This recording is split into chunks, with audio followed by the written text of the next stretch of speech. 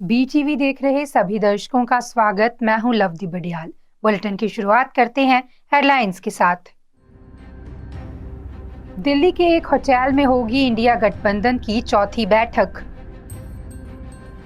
संसद लाइब्रेरी परिसर में हुई भारतीय जनता पार्टी की संसदीय दल की बैठक। संसद के शीतकालीन सत्र का आज 12वां दिन। सांसदों के निलंबन के मुद्दे पर हो सकता है हंगामा। संसद में 13 दिसंबर को हुई घुसपैठ के मामले में केंद्रीय गृह मंत्रालय की तरफ से बनाई गई कमेटी कर रही जांच।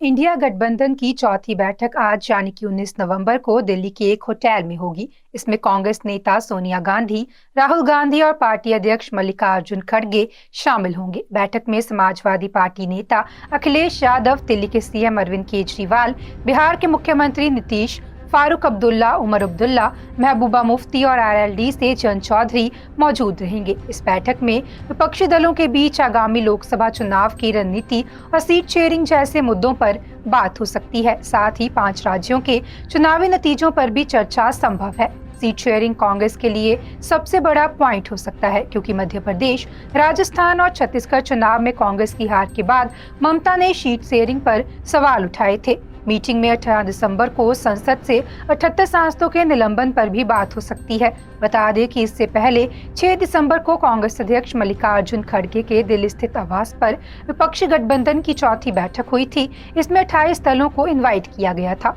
मीटिंग में कांग्रेस नेता राहुल गांधी, अधीर रंजन चौधरी, राष्ट्रीय लोकदल के अध्यक्ष जयंत चौधरी और आप नेता राघव चड्ढा समेत कई नेता शामिल हुए थे। समाजवादी पार्टी की ओर से रामगोपाल यादव मीटिंग में पहुंचे थे। मीटिंग के बाद कांग्रेस सांसद सैयद नसीर हुसैन ने कहा कि सदन में आने वाले बिलों को लेकर चर्चा हुई। पश्चिम बंगाल की मुख्यमंत्री ममता बनर्जी, तमिलनाडु के सीएम स्टालिन, बिहार के सीएम नीतीश कुमार और समाजवादी पार्टी अध्यक्ष अखिलेश यादव मीटिंग में शामिल नहीं हुए थे।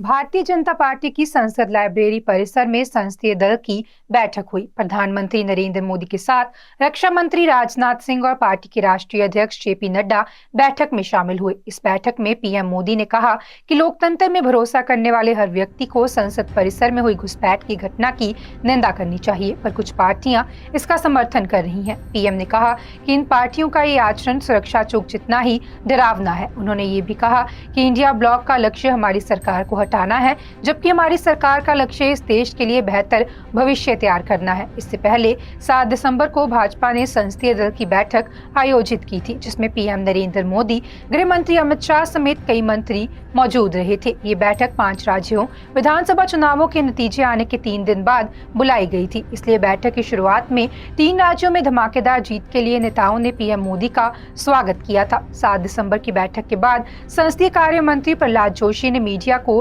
ब्रीफ किया। उन्होंने बताया कि बैठक में पीएम ने मध्य प्रदेश, छत्तीसगढ़ और राजस्थान में भाजपा की जीत का श्रेय कार्यकर्ताओं को दिया है। पीएम ने कहा कि 3 राज्यों में हमें अच्छी जीत मिली, साथ ही तेलंगाना और मिजोरम में भी हमारी स्ट्रेंथ बढ़ी है। इसके अलावा पीएम ने तमिलनाडु, आंध्र प्रदेश में साइक्लोन मिचोंग से हुए नुकसान पर भी बात की है।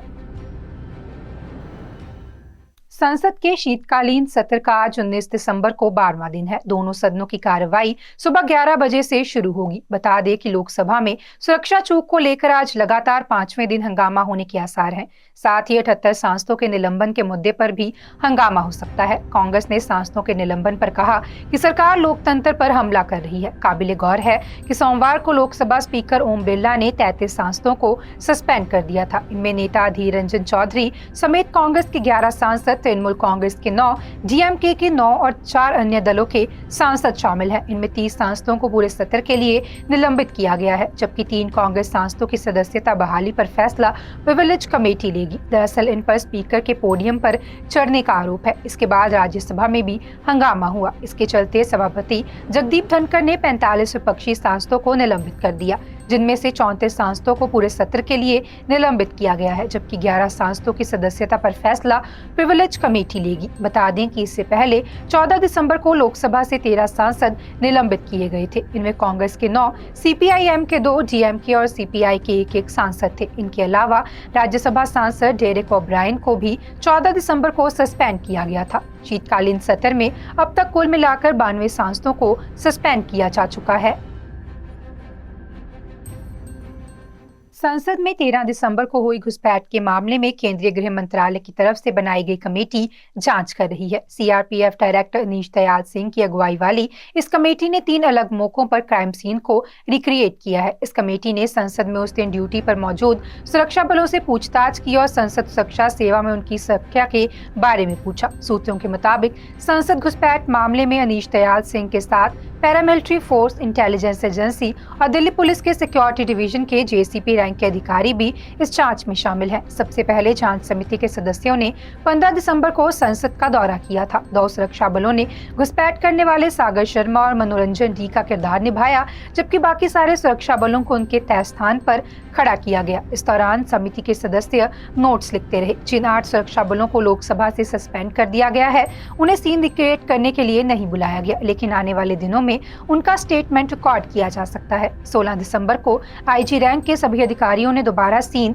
रिक्रिएट किया। उन्होंने इस दिन भी सुरक्षा बलों से पूछताछ की और संसद की सुरक्षा में लगे इक्विपमेंट की जांच की। सूत्रों के मुताबिक कमेटी ने सोमवार को भी ये ड्रिल दोहराई। शुरुआती जांच में ये सामने आया है कि संसद की सुरक्षा में हाल ही में कोई भर्ती नहीं की गई है और संसद में करीब 350 सुरक्षा बलों की कमी है। इस कमी को पूरा करने के लिए कई एक्स सर्विसमैन को भर्ती किया गया है। जांच समिति के सदस्यों ने पार्लियामेंट सिक्योरिटी सर्विस से डेटा मांगा है और मौजूदा स्ट्रेंथ क्या है और कितने लोगों की कमी है, इसके बारे में भी पूछा है। केंद्रीय गृह मंत्री अमित शाह 22 दिसंबर को चंडीगढ़ आएंगे। वे सेक्टर 26 स्थित Chandigarh college of engineering and technology से 375 करोड़ के प्रोजेक्ट का उद्घाटन करेंगे। वहीं 44 एएसआई और 700 नवनियुक्त कांस्टेबलों को नियुक्ति पत्र सौंपेंगे। इसके लिए चंडीगढ़ प्रशासन की तरफ से तैयारी शुरू कर दी गई है। गृह मंत्री का कार्यक्रम दोपहर बाद का है। वे शहर में करीब 3 घंटे तक रुकेंगे। चंडीगढ़ प्रशासन की तरफ से केंद्रीय गृह मंत्रालय को भेजी गई डिटेल के अनुसार Amit Shah Chandigarh air force heritage centre building में 88 करोड़ की लागत से तैयार देश के पहले centre for cyber operation and security centre का उद्घाटन करेंगे। वहीं पंजाब इंजीनियरिंग कॉलेज में 20 करोड़ की लागत से तैयार हिमाचल बॉयल हॉस्टल के 140 कमरों का भी उद्घाटन करेंगे। इसके अलावा नगर निगम के 89 करोड़ की लागत से तैयार न्यू एसटीपी प्लांट और रायपुर कला में 50 करोड़ की लागत से तैयार एसटीपी प्लांट, रायपुर खुर्द में 40 करोड़ की लागत से बने एसटीपी प्लांट, सेक्टर 26 सीसीईटी में 18 करोड़ की लागत से प्रशासनिक ब्लॉक, धनास में 45 करोड़ की लागत से 192 टाइप 2 सरकारी मकान और सेक्टर 56 स्थित पलसौरा में करीब 7 करोड़ की लागत से गवर्नमेंट मिडिल स्कूल की बिल्डिंग का उद्घाटन करेंगे। अमित शाह नए एसआई और कांस्टेबल की ज्वाइनिंग के साथ ही पुलिस विभाग को करीब 25 टाटा सफारी व्हीकल देंगे। 3 करोड़ 75 लाख से टाटा सफारी व्हीकल खरीदे गए हैं। शहर में प्रदर्शन और अन्य उपद्रव की घटनाओं पर कड़ी नजर रखने के लिए करीब 75 लाख की लागत से कमांड एंड कंट्रोल व्हीकल भी पुलिस को दिए जाएंगे। अमित शाह कई प्रोजेक्ट के उद्घाटन के साथ साथ कई नए प्रोजेक्ट का नींव पत्र भी रखेंगे। इसके लिए यूटी प्रशासन की तरफ से कुछ प्रोजेक्ट चिन्हित किए गए हैं। इनमें इंजीनियरिंग विभाग की ओर से सेक्टर 16 स्थित गवर्नमेंट मल्टी स्पेशलिटी हॉस्पिटल में करीब 6.5 करोड़ की लागत से बने वाले sewerage treatment plant, government high school Sarangpur में 10 करोड़ और कसान में 16 करोड़ की लागत से बिल्डिंग का नींव पत्थर रखने की तैयारी की जा रही है।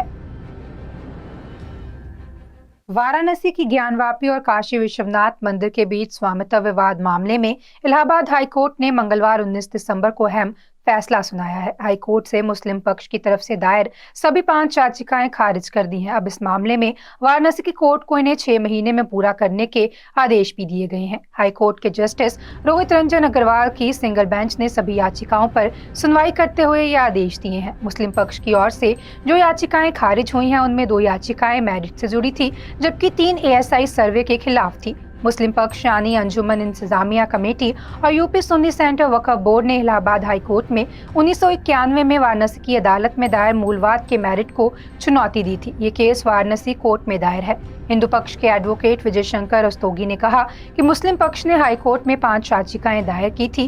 कोर्ट ने उन सबको निरस्त कर दिया है। साथ ही हाईकोर्ट ने वाराणसी कोर्ट को आदेश दिया है कि हिंदू पक्ष ने 1991 में जो वाराणसी कोर्ट में याचिका है, उस पर प्लेसेस ऑफ वर्शिप एक्ट से प्रभावित नहीं है, क्योंकि प्लेसेस ऑफ वर्शिप एक्ट में तहत 15 अगस्त 1947 में जिस धार्मिक स्थल को जो स्थिति है उसमें बदलाव नहीं किया जाए। ज्ञानवापी मामले में 15 अगस्त 1947 को परिसर की धार्मिक स्थिति मंदिर की थी या मस्जिद की थी, हाईकोर्ट ने कहा कि किसी भी धार्मिक स्थल का दो धार्मिक स्वरूप नहीं हो सकते, ये या तो मंदिर होगा या मस्जिद होगा, लेकिन इसे निर्धारित करने के लिए साक्ष्य की जरूरत होगी। एडवोकेट रस्तोगी ने आगे कहा कि हाईकोर्ट ने वाराणसी कोर्ट को निर्देश दिया है कि ये साक्ष्य लें कि 15 अगस्त 1947 को उस परिसर की धार्मिक स्थिति क्या थी। साथ ही ये भी कहा कि 6 महीने के अंदर इस केस को फाइनल करें, क्योंकि ये केस दो लोगों के बीच नहीं बल्कि दो समुदायों के बीच है। कोर्ट ने यह भी कहा कि एएसआई सर्वे का जो आदेश दिया है उसे भी जारी रखा जाए। उस आदेश के तहत जो रिपोर्ट एएसआई ने फाइल की है उस रिपोर्ट की हाई कोर्ट में भी दाखिल किया जाए। 8 दिसंबर को इलाहाबाद हाई कोर्ट ने सुनवाई पूरी होने के बाद फैसला सुरक्षित रख लिया था। मुस्लिम पक्ष अब इस मामले में सुप्रीम कोर्ट जा सकता है। 1990 के दशक की रथ यात्रा की तरह एक और रथ यात्रा 8 जनवरी को गुजरात से रामनगरी अयोध्या के लिए निकलेगी। ये रथ यात्रा गुजरात, एमपी, यूपी के 14 शहरों से होते हुए 1400 किलोमीटर का सफर तय करेगी और 20 जनवरी को रामनगरी अयोध्या पहुंचेगी। बता दें कि अहमदाबाद की रामचरितमानस ट्रस्ट न्यूरॉनिक रथ यात्रा आयोजित कर रही है। अयोध्या पहुंचने के बाद ट्रस्ट रामलला को 51 लाख रुपए का चढ़ावा चढ़ाएगी। इससे पहले 1990 के दशक में लाल कृष्ण आडवाणी ने प्रथम पूज्य सोमनाथ ज्योतिर्लिंग धाम से अयोध्या के लिए रथ यात्रा निकाली थी।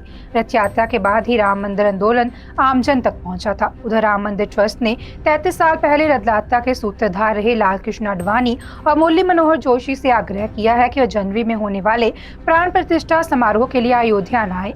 राम मंदिर ट्रस्ट के चंपत राय ने ये जानकारी देते हुए कहा कि दोनों नेताओं की उम्र काफी ज्यादा हो चुकी है और यहाँ ठंड भी बहुत है, इसलिए दोनों से निवेदन किया है कि समारोह में ना आए। बता दें कि लाल कृष्ण आडवाणी 96 साल के हैं और मुरली मनोहर जोशी जनवरी में 90 साल के हो जाएंगे। ट्रस्ट का कहना है कि दोनों वरिष्ठ हैं और उनकी उम्र को देखते हुए इनसे ये अनुरोध किया गया है, जिसे उन्होंने स्वीकार कर लिया है।